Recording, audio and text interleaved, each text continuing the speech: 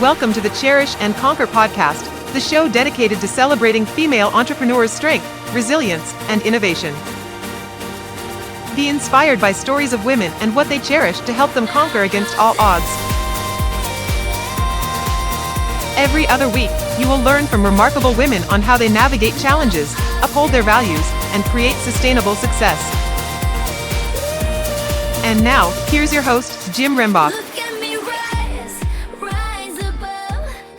Hello, and welcome to the Cherish and Conquer podcast. I'm looking forward to the discussion we're going to have today because Mary Lippitt has a breadth and wealth of experience in a lot of different areas, and also is going to share some research in regards to females and work and entrepreneurship, and we're looking forward to discussing that. And then she's also going to talk about her journey because, she's one of those people. I first met her and interviewed her on the Fast Leader Show podcast. And at the time, we were talking about her book, Situational Mindsets, Targeting What Matters When It Matters. And the wealth of knowledge that she shared within that interview was immense. So I'm just really delighted to have her here today. Mary, welcome. Thank you so much for having me back. I look forward to another opportunity to chat with you. Oh, thank you. Okay, so now before we get into talking about your journey, if you could please share with how you're actually making a difference in people's lives today with the work that you're doing. Well, I think that the work that a lot of people experience has around conflict and disagreements. And what I'm offering people is a new way to look at different perspectives and find a way to bridge those differences. While taking a look at personality is great, the reality is that the differences usually stem from different goals and an assessment that has been made internally about what is most important to happen right now at this moment in time. So if I talk to somebody about wanting to have an increased budget about customer outreach, and somebody else is focusing on the fact that we're having a quality problem, we could argue for a long time whether extra resources should be allocated to customers outreach or quality improvement. And it's, instead of having that attributed to someone's personality or someone's motivation, what I get people to do is to understand that there are different perspectives on how they've read the reality around them, and then have a discussion about how they see reality, how I see reality, and then we can have a discussion about, what is most important at this moment in time. I should say quality is important for the next 6 months, but that doesn't mean that the doors to customer outreach or customer service is forever doomed. So it's a way to have a discussion around more of the facts of the situation. And again, different people see different facts and prioritize them differently. And those are discussions that we can have openly. And, when we have an open mind and are willing to listen to another person's perspective, basically that opens their mind. So I'm offering a different way of having the discussion and setting goals and priorities that sidesteps this assumption that someone else has maybe an agenda or something. I encourage people to look at the realities, discuss the realities, and then jointly bridge and find solutions. Well, as you're talking, I just ran through my head so many different scenarios, even just a conversation I had with one of my kids just the other day where I asked them to do something and they didn't complete it and gave me all these excuses about why they didn't complete it. And then, this person is also looking for a summer job because they're in school. And I said, do you think you can do that at work? Right. And the reply back to me was, you should appreciate the fact that I got done what I got done. I said, but I don't. And if they were arguing the point that I should do that, and I'm like, look, my perspective is that the job needed to be completed. I needed the final result. That's what an employer would expect. I said, however, you want me to appreciate the fact that you just made an attempt. And that's just unfortunately not going to work. And so you have your perspective and I have my perspective. Why can't we just leave it at that? And for the first time ever, he said, okay. Yeah. And again, I think that I think we use the word miscommunication too liberally, because I think it really isn't necessarily miscommunication. It's the fact that we're talking past each other. And what I'm trying to do is to bring some of the mindset expectations, the desired outcomes. I mean, let's use your example, from your son's point of view, he'd done a lot. He started what you asked him to do. And your goal was not just for him to start, but to complete. And again, I think that kind of openness can reduce defensiveness, argumentation. And it's interesting to me to see that in our school systems, we teach debate. We don't really teach listening. We don't really teach probing for another person's perspective.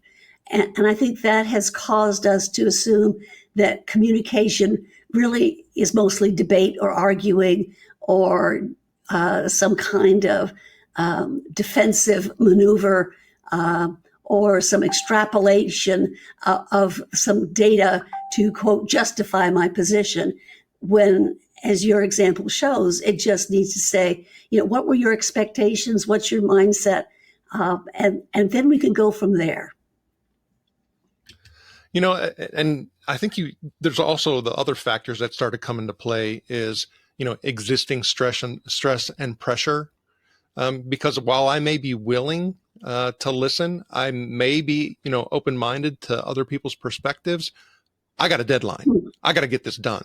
This has to be accomplished. This should have been done 3 months ago. And oftentimes that stuff happens.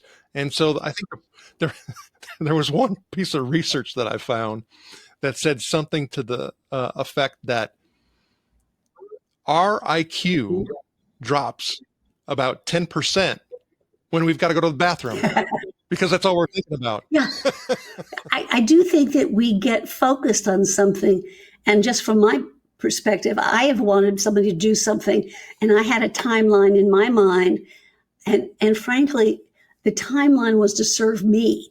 I wanted to be able to cross it off the to-do list and say, that's done.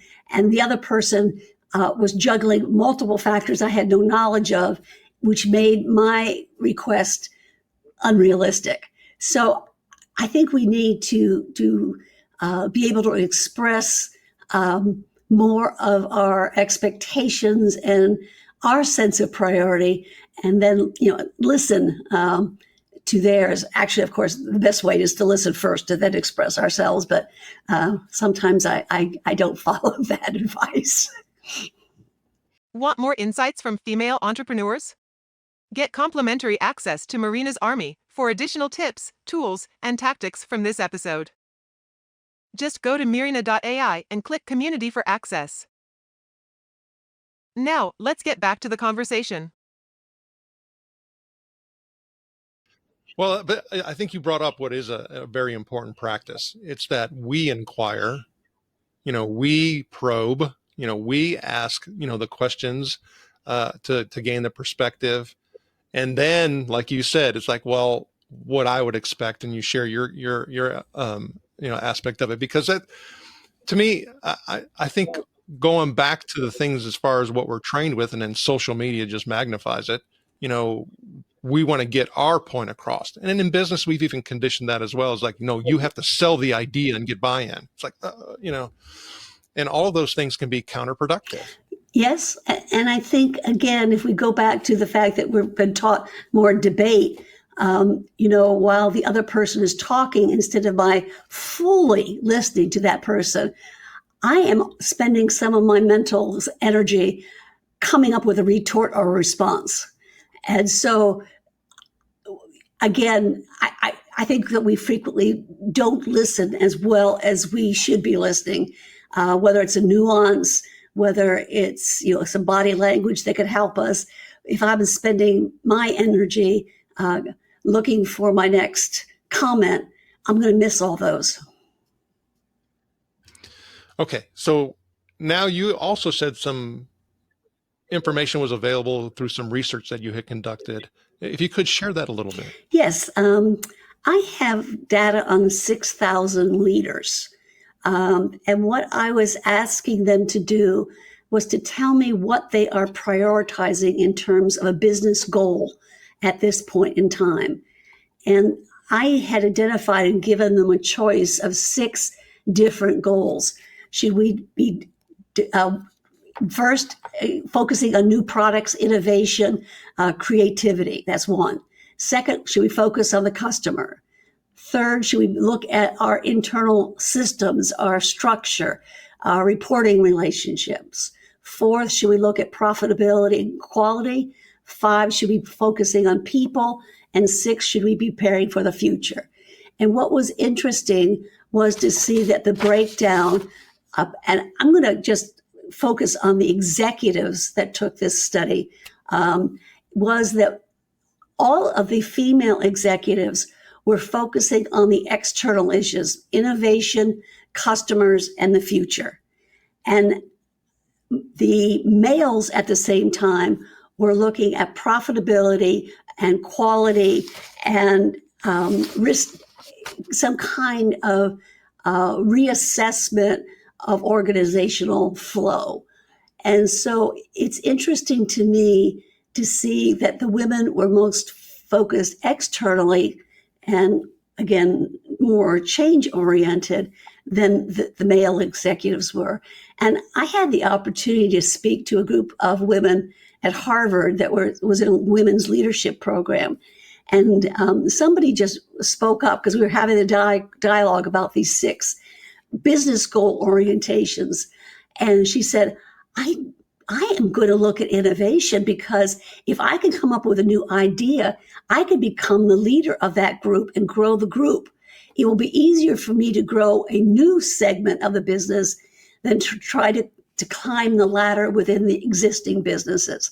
So I think that women have either consciously or unconsciously recognized that if they could develop something new and have a new niche, they could maybe start off with a small project and grow it into a sizable kind of domain, offering a new product or service. And I do think that can create a disconnect if the organization right now, you say, is worried about cost reductions or something like that. People might feel that someone is not, quote, on board, unquote, with where the organization's going, and therefore may overlook some talent just because of different priorities or focal points that the business should be following at this point in time. So I found that split interesting. And I think that many women started in staff positions, again, which meant that they weren't as involved in some of the quality, the cost cutting, the issue of productivity, those kinds of areas that are very internally focused. And I think that many organizations have recognized that women tend to be more in the staff functions and actually help them move into line functions. Again, so I think it broadens out their perspective, and it shows that they have a lot more talent than might have been in my historical resume. And I think that awareness doesn't have to happen with a reassignment to line functions. I think that women are very capable of being very detail oriented. I think that if you look at their total life experience, they've handled a lot of details extremely well. It's the question of understanding and being able to read where the organization is going and then be able to show how you can contribute to that current goal. Goals change all the time. I used to laugh because organizations were always in the process of either decentralizing and spreading out or centralizing. So, if you're not in sync with their current initiatives, you may not be seen for all the talent you possess.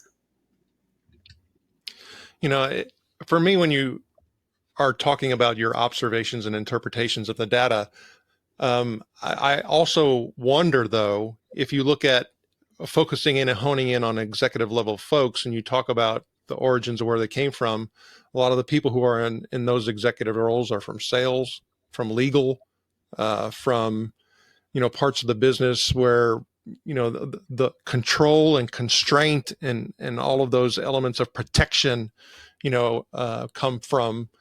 And you also look at basically as far as anatomy, the way that women can multitask more than men can. I think there's more to me. I would love to explore some of those other interpretations, and then you even start getting into the whole number mix, right? If you're grossly outnumbered, it's a difficult battle, and taking an alternative path is the much easier thing to do. Even so my wife, we've been married for over 30 years, and she's a CPA, and I, for 30 plus years, I've heard nothing about the boys club in accounting. You hear about the boys club in banking and finance. You hear about in utilities, you keep hearing about the boys club, the boys club, the boys club. And is this the legacy that it's just going to take a while in order for us to get rid of, so that women don't feel that, hey, the only way that I can move up is that I need to move sideways to go to an innovative route? Well, I hope not. But I do think, first of all, the boys club exists. I was working within an organization, and the top people seemed to play poker on Friday night, and I was not invited. But I think that what I did to become visible was being able to read up the chain of command. I think one of the pieces of advice I would give to women is that you're too focused on your current job and the job you left, because if you got promoted to a manager, you're probably working to help your supervisors. But you really need to start putting your hand in the job above you. And I think that when you read that set of priorities and goals, I think that you can make suggestions and offer solutions that had been missing. So I do encourage women to keep their focus on that job above them, or two levels above them, and find out, what's happening. To me, the sequence that you talked, I've worked in an organization where it was founded by an engineer, so it was very, very detailed. The next president of the organization was sales, so they grew sales. And then the next president of the organization was finance. And sometimes, you can see it clearly because, the person had been chief financial officer, then becomes CEO. But I think it's inherent that women learn to do that kind of reading of what their boss, one level up and sometimes two levels up. Because when you make your boss look good, they remember it, and they will. It's more likely you could ride their coattails. So I do think that a focus on organizational strategy, organizational initiatives that are being pushed can serve women extremely well. Yes, we need to look at their personality. We need to look at a lot of different things, but I don't think that we're looking enough at their organizational business goals. Okay, so let's think about this. So we were talking about corporate and females being able to operate and be effective in those particular areas and the path that they take. But let's talk about in what you've even experienced. I have an entrepreneurial situation. I don't have executive teams, right? It's me. I'm the leader of the organization. And maybe even a solopreneur. So when you start taking this data and you start being able to apply these insights, to those types of ladies, what would you glean from that? Well, I would say that a solo person or a small business person is literally juggling most of these mindsets all the time. I mean, when it's the end of the month and you have to pay bills, you're going to focus on different items than when you just saw 5 people walk in a retail shop door. I think that we have to recognize first that we can do all of those. It is not like I have a genetic predisposition just to one of them. I can develop them all. So I think that's, an important part of it. But I also think there is, and I will admit, I had this. I had an imposter syndrome. I just thought that everybody else was brighter or smarter, and I just didn't have their background. And I think that if I wait until I can prove that I could be the sales VP, I'll never get there. Proficiency, expertise, accomplishments come from practice. But if I'm holding myself back saying, oh, I can't be in sales, that closes off the whole route for me. So I think that women in particular have to realize they don't have to be the perfect match. They don't have to have checked all the boxes to get a promotion. I think that one of the things I would encourage, women to do is to have more conversations about their career path, and be able to articulate that they have aspirations beyond their current job. I've had my own business now for 38 years. And before that, I was in organizations. And I'm aware that certain people way back when couldn't get a job because the assumption was the woman could not travel because her family commitments at home. I think we've gone by that, but I think it wouldn't hurt women if they're willing to travel to be able to make that a clear statement when they are discussing their career goals.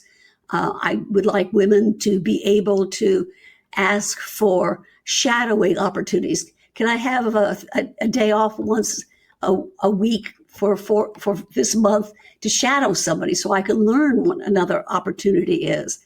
And I will tell you that the best thing I ever did when I was working for county government at the time. I wasn't in private sector. I found somebody who I admired, and I walked up to him and asked him, would you be my mentor? I didn't wait for a formal mentoring program. And I was getting ready to make a proposal to the VP of HR. And I was so thrilled when my mentor told me that the proposal I was making was the exact opposite of what he had proposed to become the vice president of human resources. And that little tidbit of knowledge helped me quite a bit. And I think that if I wait for someone to approach me, I may wait too long. But I also, when I asked him to be a mentor, I asked specifically, I would like to spend an hour a month with you. And so it wasn't seen as a overly burdensome new commitment for my mentor. So I think that we can do a lot more. I think we need to learn the language and the vocabulary of maybe a line position. I think we need to have more exposure to it. There was one organization I worked with as a consultant where they let their mentees or proteges actually sit in the back of strategic planning sessions. If I am a trusted employee, what can I observe knowing that I will maintain confidence, that I will not be interrupting the flow of thought? I think there are opportunities to expose women that women are not taking advantage of. And I think that they can accept the fact that a man who just got a promotion probably doesn't have the skill set all pat either.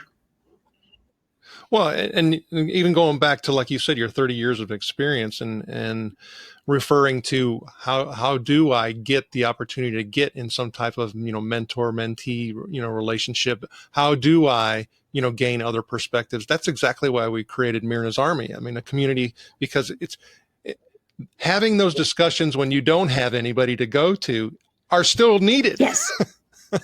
You got to do them, because it will help you, kind of like what you were referring to, maybe get over that imposter syndrome. It'll help you maybe to validate something you were thinking about. It'll help maybe, through collective knowledge share, open up some thinking that you never had a pathway, to before. So those are critically and vital. So here's what I'd like to know is, what inspired you to start your own business 30 plus years ago, and how does it align with the concept of cherish and conquer? Well, I think that I started because I found that doing what had always been done got what we've always accomplished. And I saw opportunities, and I thought there was a way to share new perspectives that would be quicker in delivering results, because I think that the more I can say, even if I'm in a staff position right now, I actually said this was one of my pitches. I reduced the number of labor complaints, and I increased the number of winning in arbitration because of a program and some information I shared. I need to try to articulate not only what I can do, but what I have done. And again, there was a assumption in one of the organizations I worked with that the first thing I had to do was to identify my boss's car in the parking lot, make sure I got there early and left after him. And of course, those kinds of things are outdated and don't necessarily have anything to do with results. So I'm trying to stop the assumption. There was another career advice in that organization. Walk fast in the hallways, be seen in the hallways, always carrying paper and walking fast. And I think it worked for some people in that organization way back then. But there's nothing that says that a woman couldn't volunteer to be on a task force. And that way she becomes visible, she becomes known, people become more comfortable with her, and she's learning. She is getting into a new area, expanding her expertise, expanding her network. And yet, I understand that we're all so overworked that we may not want to take on a new task force temporary assignment. But I do think women need to look for those opportunities and make the assumption that they've accomplished so much in their life already that there's a lot more that they will accomplish. It isn't a matter of having 100%, being able to walk on water kind of thing. We have the skills and we can gain the knowledge. And I think that kind of confidence pays off. Okay, so help me dial the back and get an understanding. So that was a huge decision 30 years ago for you to decide to go out on your own.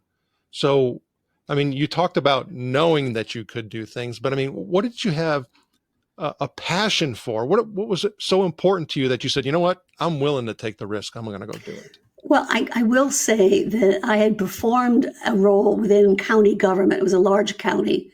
And then I worked within an electronics manufacturer in that same role. And I had seen what I could accomplish. So I did have a track record in my mind that was doable. I had some experience in a family business, so I was aware of the uncomfortable parts of being starting your own firm, one of them being inconsistent cash flow.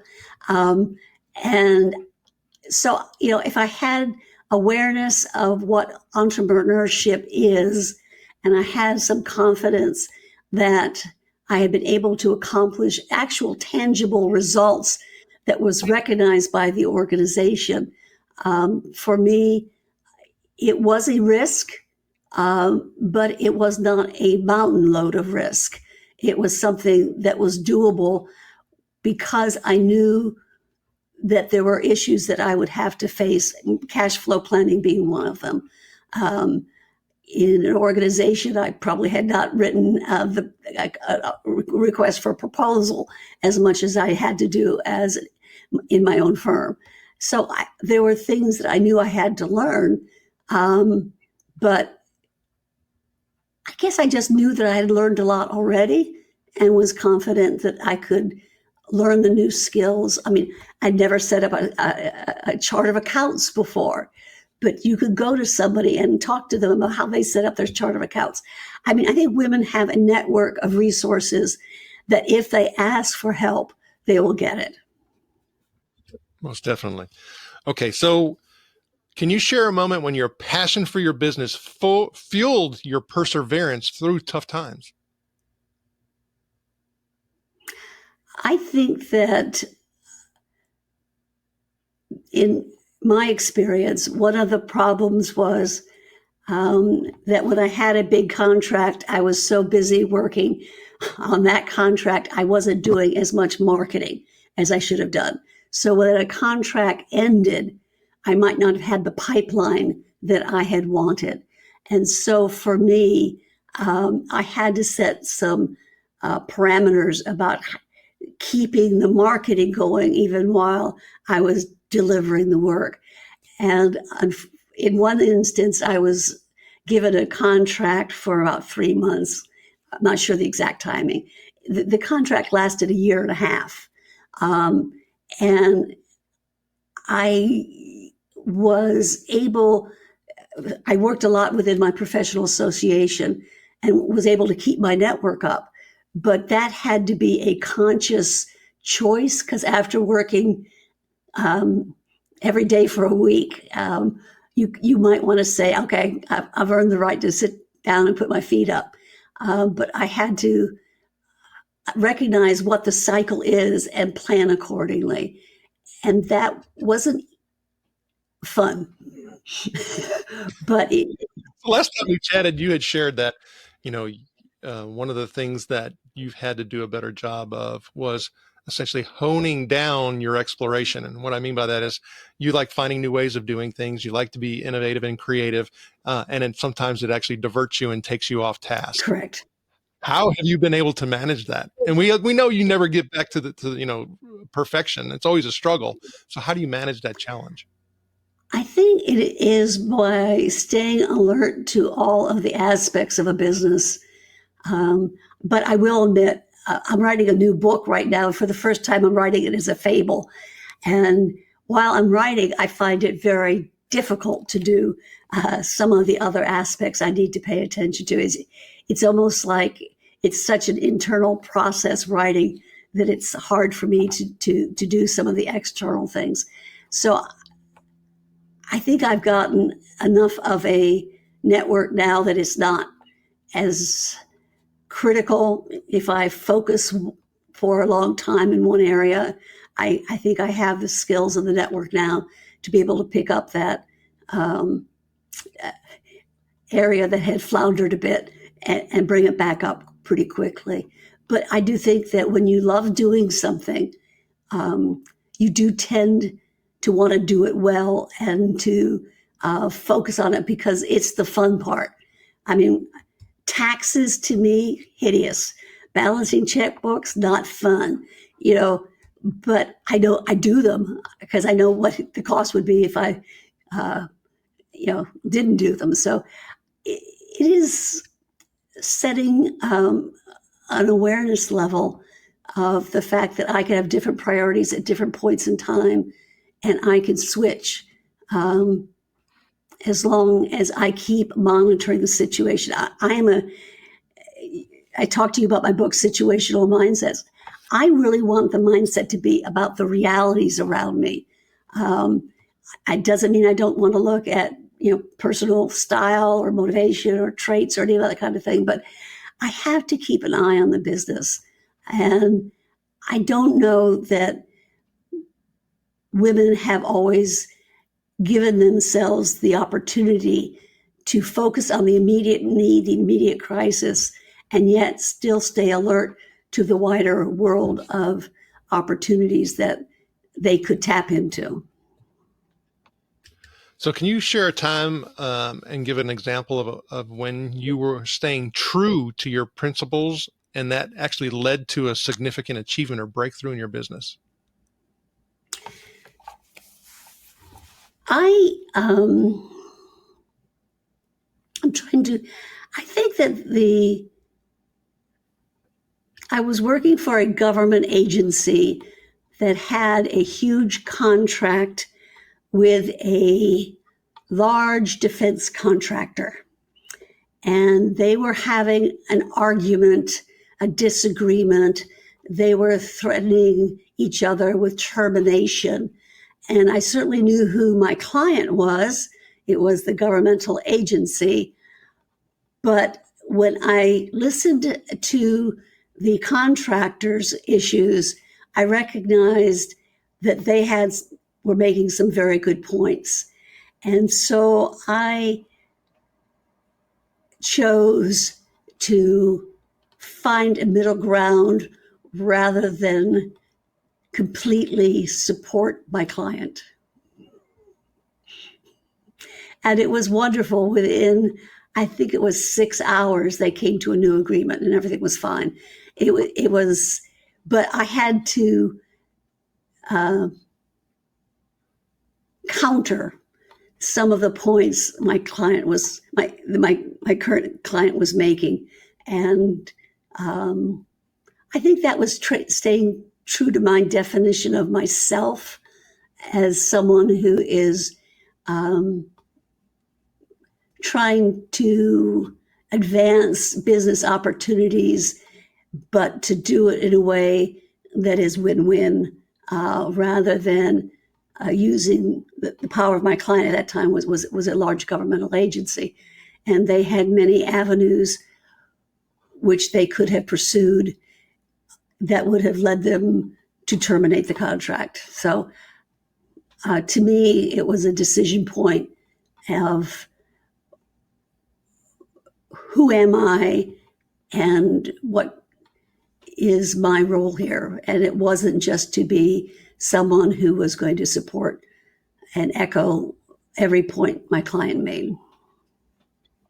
Okay, so can you share a story of a time when you've had to pivot or adapt your business strategy? My personal business strategy we're talking about here. Yes. I think that I was enjoying working with private sector, nonprofit sector, as well as governmental agencies. And I had a contract that was so large that it triggered a Defense Department audit. And it is a very comprehensive, labor-intensive, detailed process. And I made a decision after that, because I would have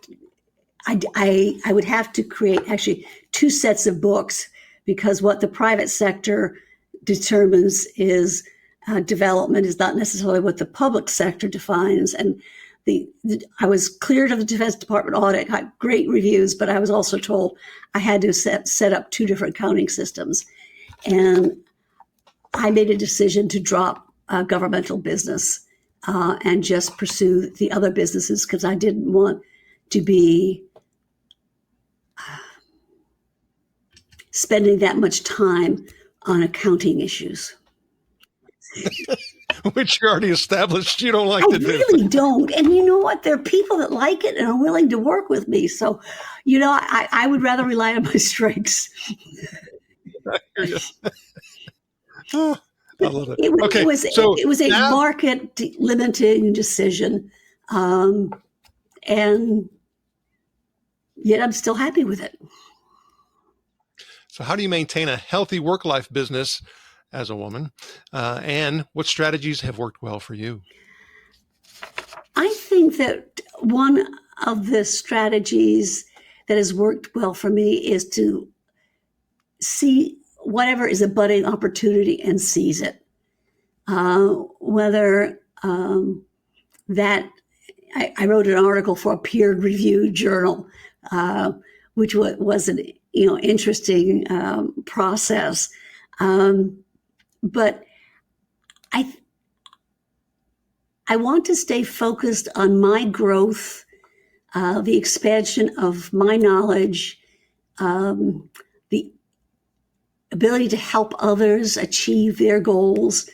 And I have to constantly tell myself that I have too many expectations of myself.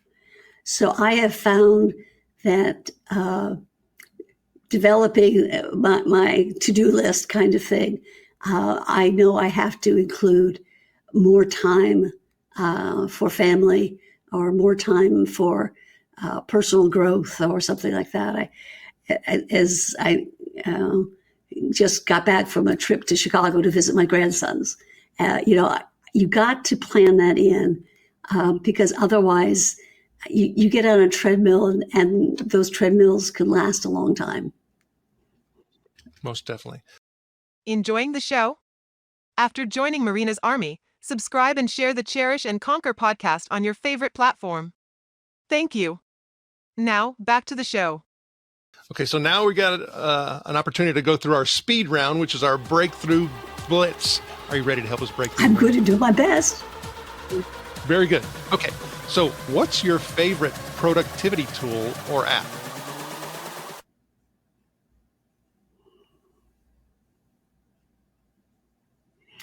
I'm afraid I'm going to say accounting records, sales, kinds of metrics.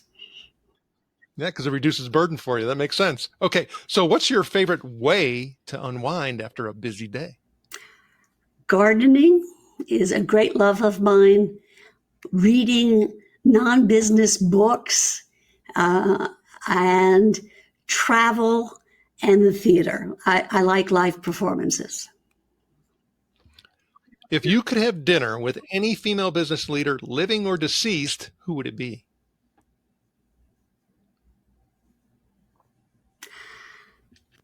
I'm afraid I'm blanking on her name, but she was the former head of Girl Scouts, and she's written books, and she reorganized the Girl Scouts. So I think if I was talking in terms of volunteer professional organizations, her name begins with an H, and I'm sorry, but I can't recall it at this moment. It would be her. That's okay. I think that there are some women who I know who have started businesses and grown them, and it would be fun to have a dinner conversation with them to find out as they look back, what they would do differently. I love asking that question of people. I think that we focus so much on success stories that we don't always ask the questions of what did they learn and what would they do differently. So that would be sort of fun. I mean, Madeleine Albright would be somebody she accomplished so much as a Secretary of State. There are, obviously a lot of women who have been successful too, but I think that women who've handled the complexity of so many competing demands would be the people I would really seek out. So what's your favorite quote or mantra that keeps you motivated?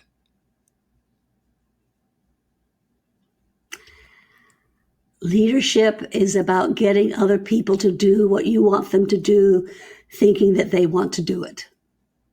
I think it's an Eisenhower quote. What is one piece of advice that you would give to aspiring female entrepreneurs?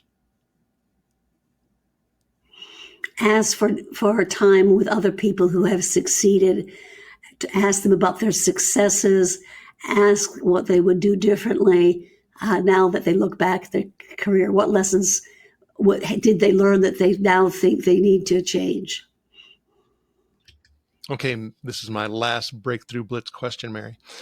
What's the biggest misconception people have about being a female entrepreneur, and how do you address it in your own experience?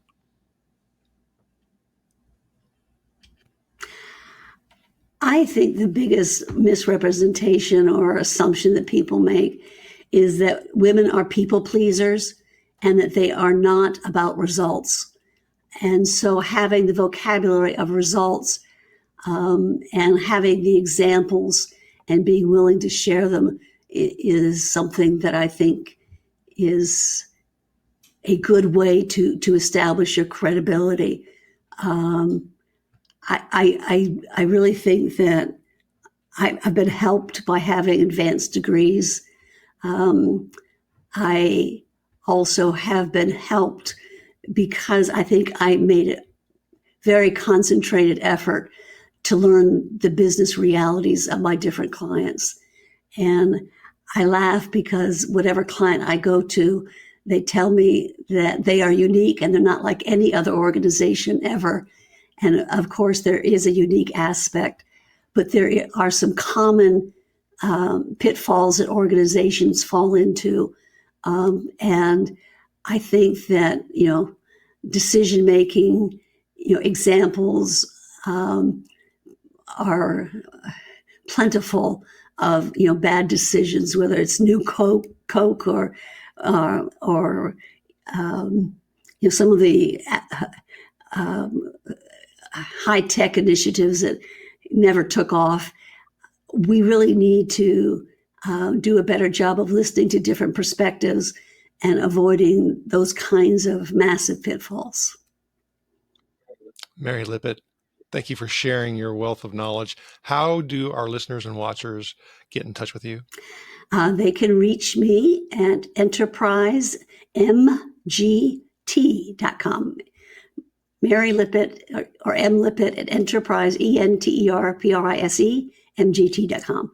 And in October, I will be publishing my new book, Leadership, Saving the Herd. It's a fable about executing complex change. Mary Lippitt, thank you for sharing your knowledge and wisdom. Thank you for having me. It's been fun. Thanks for tuning into the Cherish and Conquer podcast from Marina. Join our community of trailblazing women at community.marina.ai and get access to exclusive resources, checklists, and guides. If you found value in today's episode, please rate, review, subscribe, and share it across your social platforms. See you soon, and remember, barriers are for breaking.